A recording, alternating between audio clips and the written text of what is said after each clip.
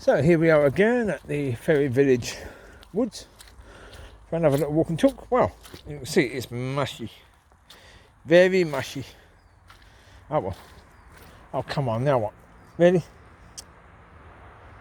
Car park was quite full actually. We just had two lots of people come with their dogs, and now there's another one coming. Right, they're going that way, that's cool. We'll wait here a sec. Right, Lucy, don't you dare. No jumping. No. Calm down and behave. Right, 1 second, I'll get you right here. There we go, they've gone down the other path, so we'll go down this one then for now. Right, come here. Stay with Dad. Stay with Dad. Chewie here. Stay with Dad. Got subjects to get to in a second. Just get past this person. Oh, it's slushy. Jeez.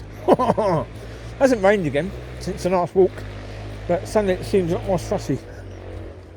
That's a noisy vehicle. Jesus. So, yeah, blinking exhaust out. Probably a motorbike. A 125, I guess, or even less. Aye, very noisy. Anyway, okay, subject matter for this one will be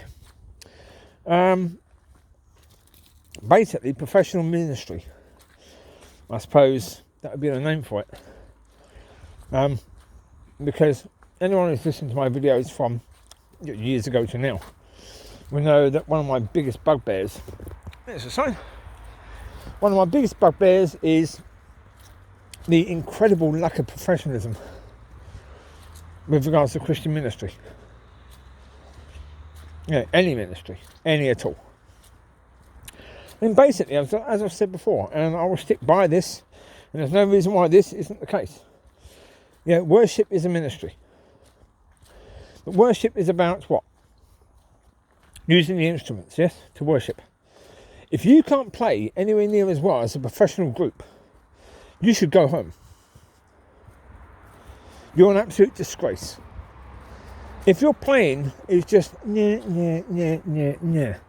as you're going through the guitar, just basic string, I'm bored. I'm here because I'm part of the team, I don't really want to be here. Then go home. Right, you shouldn't be there. As soon as you turn up, the people leading the worship should tell you to go home.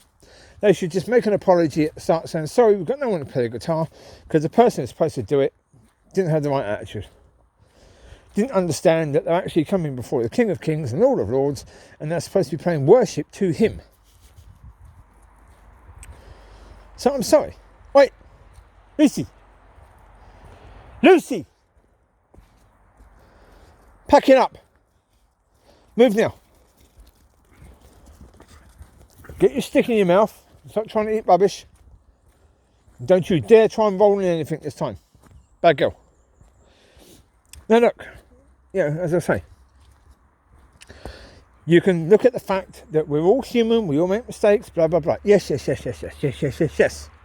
We know that, but at some point in time, you've got to understand you're going to be more bloody professional. You are supposed to be, worshipping before the King of Kings and Lord of Lords. If there is no desire to be better, there should be such a hunger for you to be better. You should be practicing all the blinking time. All the time. You should be some of the best guitarists, drummers, piano players in the world. Because you're not playing to please the crowd. You're playing to please the King of Kings and the Lord of Lords. That's who you're supposed to be playing for. Problem is, people have taken this point of looking at David and saying, well, they made a noise. And they made a noise and God was happy with that noise. Yeah. But you weren't left here to just make a noise. You were left here for a purpose. Your purpose is to worship if you're called to that ministry. That is your job. That is your spiritual job. That's why you were left here. If you can barely make an effort, then for goodness sake. As I say, there's no... What's the word? I've forgotten the word now. Reverence. There's no reverence. You come before the King of Kings, Lord of Lords. If you understood who you were coming before, I am bloody sure that next time you were thinking about worship, you would get your guitar, your drums, your piano out, and you would practice to the point where your hands were bloody bleeding. Because you want to do the best you can for that Lord of Lords and King of Kings, for Yeshua. You want to do the best you possibly can. Lucy, wait. Leave it. Munch or not. That's the situation. It's like, if you're involved in the ministry of healing, if that is your ministry, if that's what you're called to do, and as I say, it isn't your ministry, it's his. You are being blessed by being allowed to be involved with his ministry. Whatever the ministry, it's his ministry, not yours, his. And again, an important part of understanding that is once you understand it's his, you understand it's not about you. It is all about him, not about you.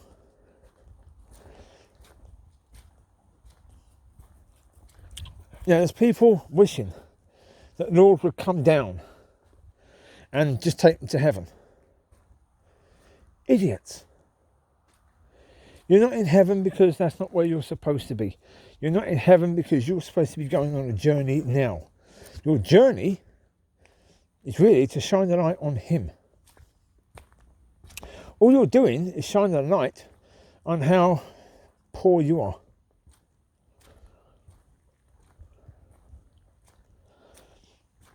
That's all you're doing.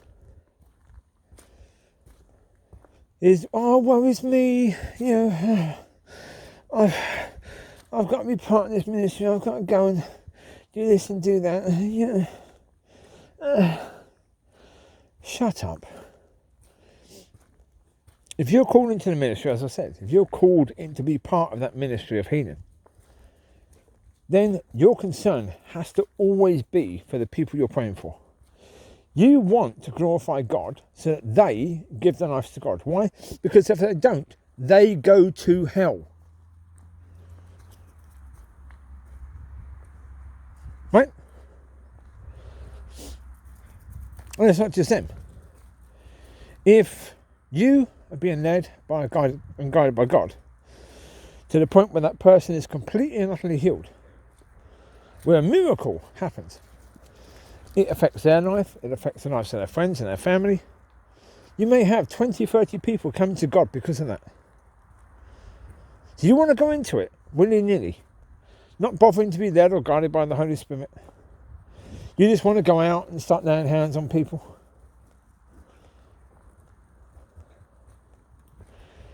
No. Spiritual warfare, folks, is all a part of spiritual warfare. All of it is. Right, come here. Oh, jeez. Now, there was no one behind us a minute ago. I looked. There was no one at all. Suddenly, someone behind us. Come over here. Over here. Let's get out of the way. Come here now. Amber, come. Riley, here. Now. Come here. Now. Come on. Come here. Lucy, here. Riley, here. Amber, here. Now. God knows where that person came from. I looked behind. There was no one there at all. Suddenly, my taxi. Yeah, just there. God knows where he came from. I looked behind. There was absolutely no one there. He must have come from another bit of path. Suddenly, boom. There. I want to give it a sec. We wait for the person to go past. And then, once they've gone a bit, we'll start on again. Let them have a little run. Aye. Yeah, as I say, it's spiritual warfare. It's all part of that. If you're laying hands upon people, you are going against the devil's work. You're putting yourself against him. What do you think he's going to do if you're just mucking around? As I said earlier, the devil's putting that thing on that person. The devil can take it off a little bit. to try and turn that person and you against God. To put doubt there. You're supposed to be a builder of faith. Instead, you're a builder of doubt. As I say, spiritual warfare. You're supposed to be a soldier. If it's warfare, you're a soldier. If you're a soldier, you're supposed to be trained. If you're trained by any other ways than God training you, go home. Go home and be trained by God. Be led by the Holy Spirit. Because if you think you can be involved in God's ministry in any way, shape or form, and you're not being led by God, or trained by God to do so, you are seriously deluded. You look at the way the church is now, how incredibly poor things are in the church. It's because people haven't understood that it's his ministry. That it's about him, it's not about them. That when they gave their lives to God, it wasn't about them anymore. That they're left here for a purpose, but it's his purpose, not theirs. That they're involved in spiritual warfare. And as that, they have to be trained. But they have to be trained by the master. The master being God. He's the master of spiritual warfare. As I said earlier, demons have to leave. If you have the authority of the name, and you'll only be given that if God gives it to you, don't think for a second that because you move forward in a church meeting and bowed your head while someone prayed for you, the sinner's prayer or whatever, that you were given the authority. You were not. That doesn't mean you were given the authority. It just means you became part of the family. Not everyone in the family has the authority, has the power of attorney of the person in charge of the business. Only people who know that person well enough to carry out their ways and their will.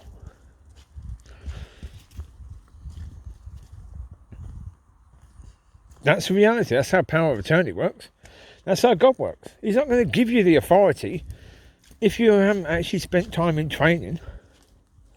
If you haven't spent time, seeking God and trying to be led by God in that ministry, because you don't know his will and his ways in the area.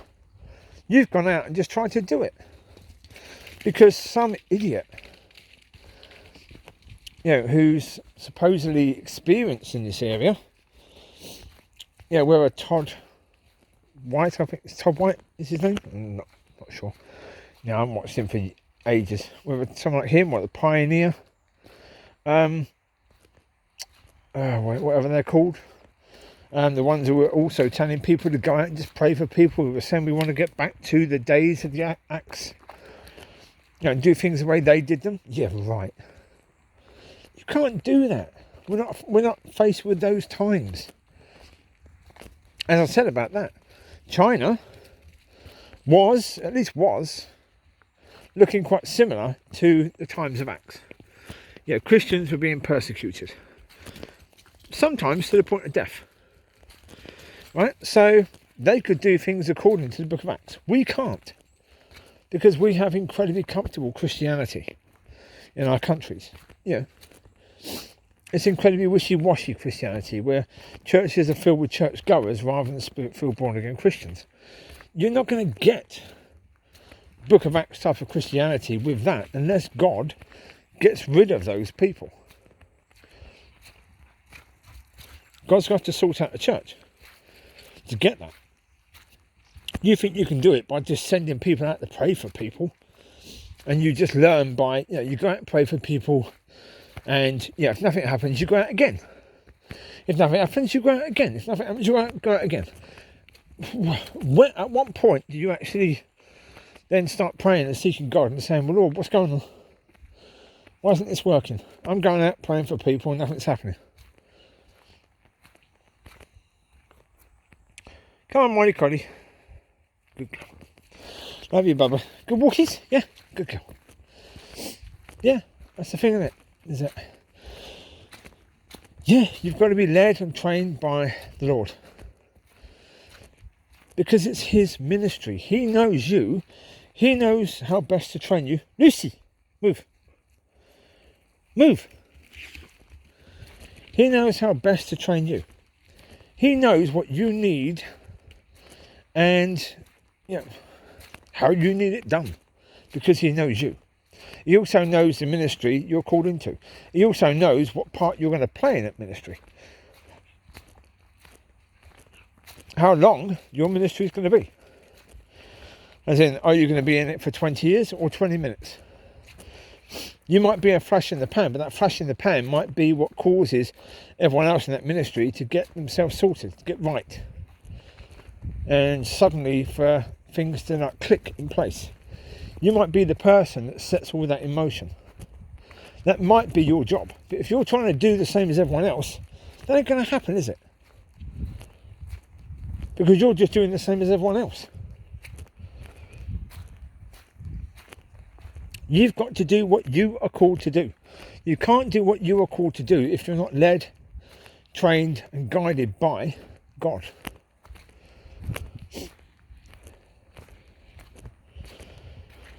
Now, as I've said, God has to do more. God has to make sure that he trains his people. God has to do his part. Yes. Now, the evidence is God doing his part? I don't know. Maybe.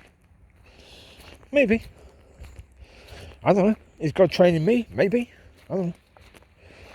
No idea. Time will tell. That's the reality, isn't it? Time will tell. Am I doing better in areas? Yeah, a bit.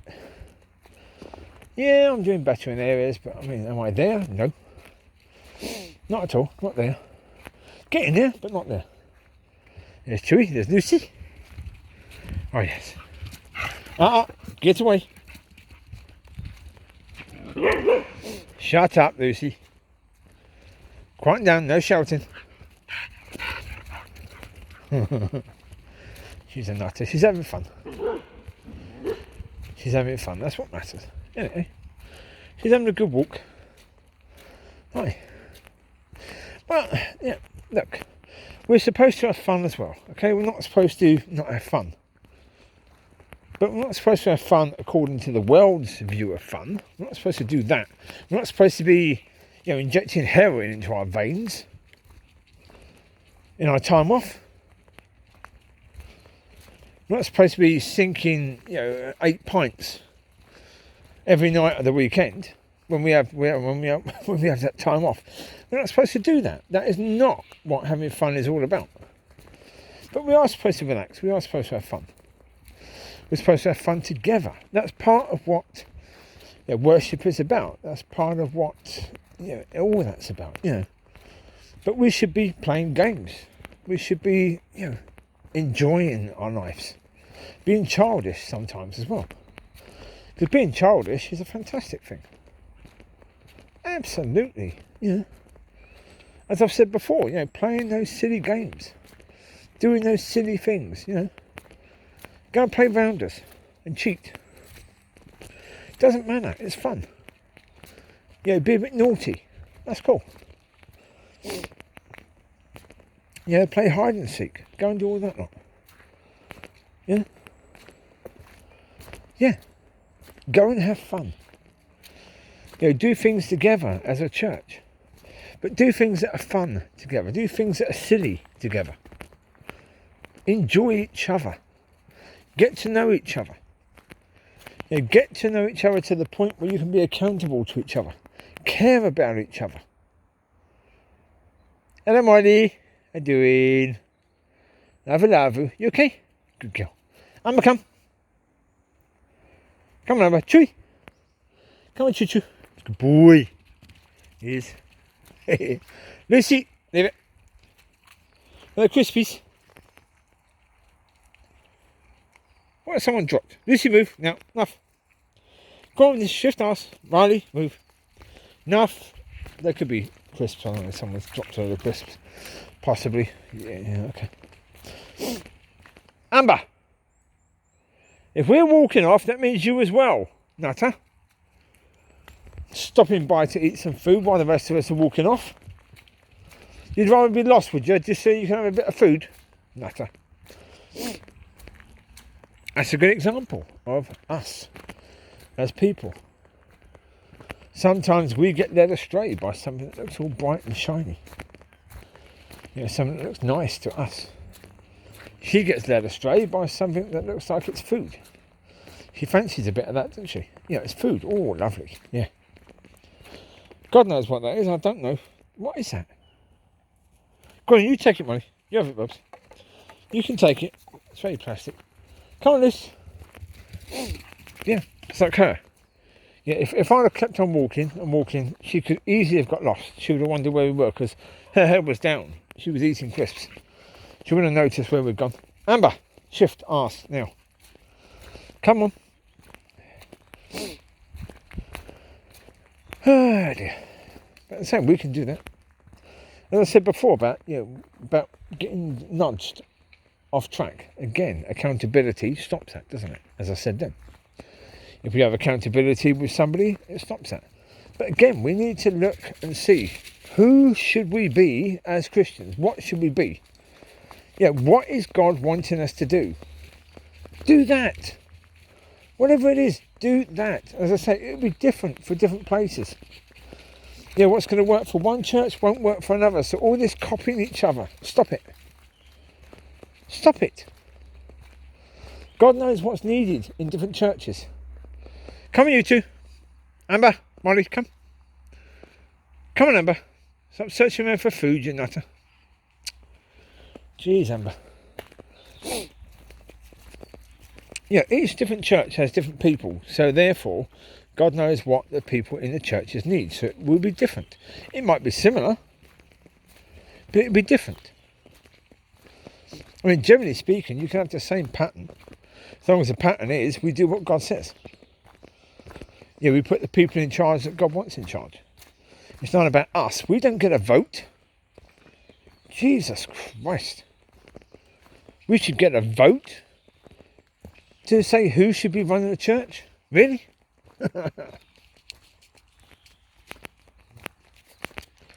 Our votes in society seem to go quite well, don't we? We seem to get great leaders, don't we?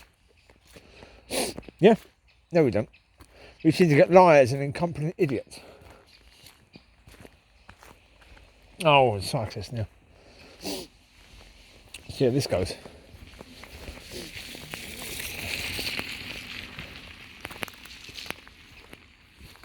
Wait, come here, Chewie, here. Well, generally speaking, they don't tend to chase cyclists, which is good. Yeah. Who's that in the wood area over there? Someone over there now. Oh, probably the broke little dog. Okay. Yeah. Greatest hits is what we're bringing out today, I think, for the subject. The greatest hits. Yeah. Professional Christianity. That's the point, isn't it? Take it seriously now. All this stupidity where, we've got time, haven't we? No, we haven't. What do you mean we've got time? Who says you've got time? Has God told you how long you've got before you're going to die? Has God told you how long that person you know who isn't saved has got before they're going to die? Then stop thinking you've got time. Stop thinking there's no urgency. There is urgency. There are people in your community who need help right now. There are people in your community who are suicidal, that need help right now. That need that light to be shined in the darkness.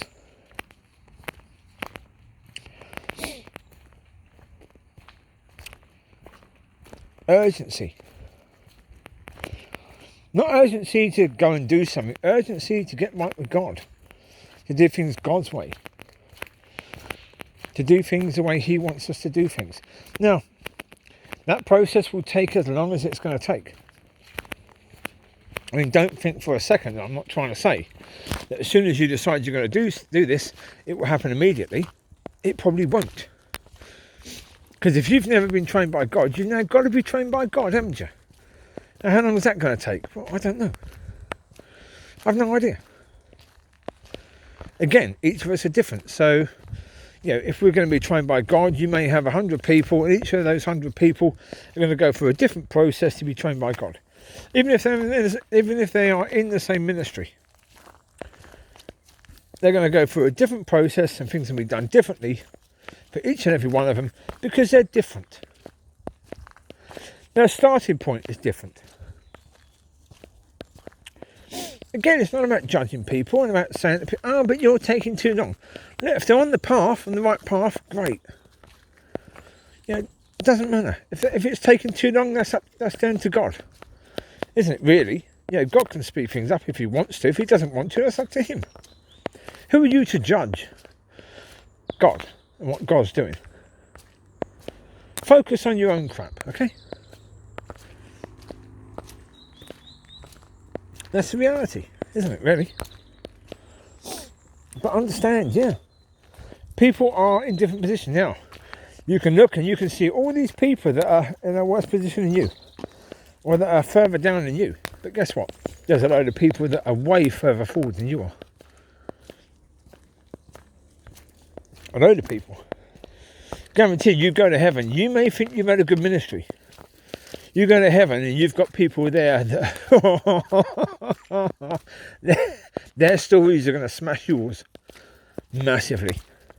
You've got nothing compared to them. David. How are you going to compete with David or Daniel? What are you going to do to compete with him? You want to say, oh, but I'm at a higher level. Not than them. Look at Daniel. He was put in a kiln, basically to burn.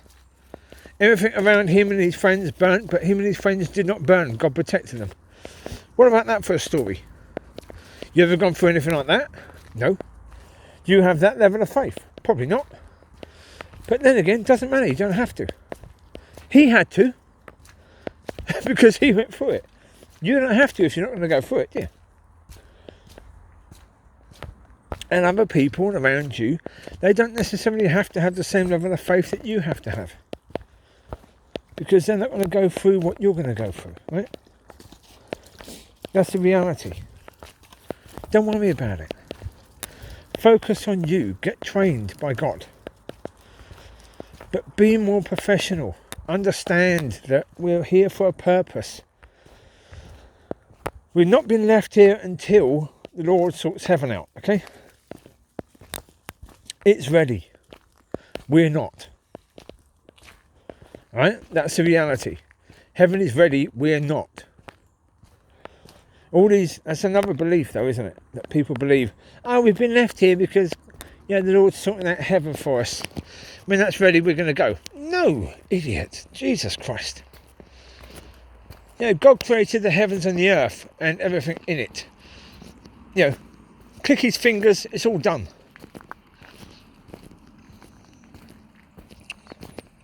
Heaven, jeez, it's God, right?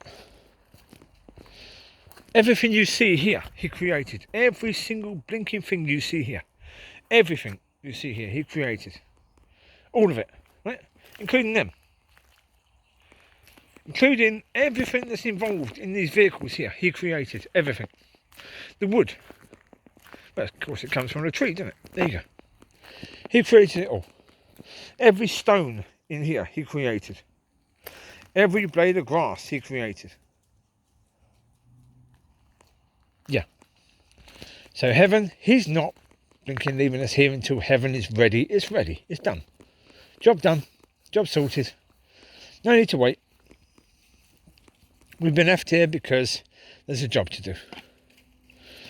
Same as you, when you were unsaved, you needed someone who was saved to help you to see. Now it's your job. Leave it loose now. No more. Lucy, shut up. Now it's your job. But what your job actually is, well, that's between you and God, isn't it? How much of a ministry you're going to have, don't know. Amber, come. In you get, babes. Excuse that away. Typical. There's a stone in there I had to get out, and she went right in the way of it. Right, so there you go, folks. You take care. God bless. I'll speak to you soon. Bye bye.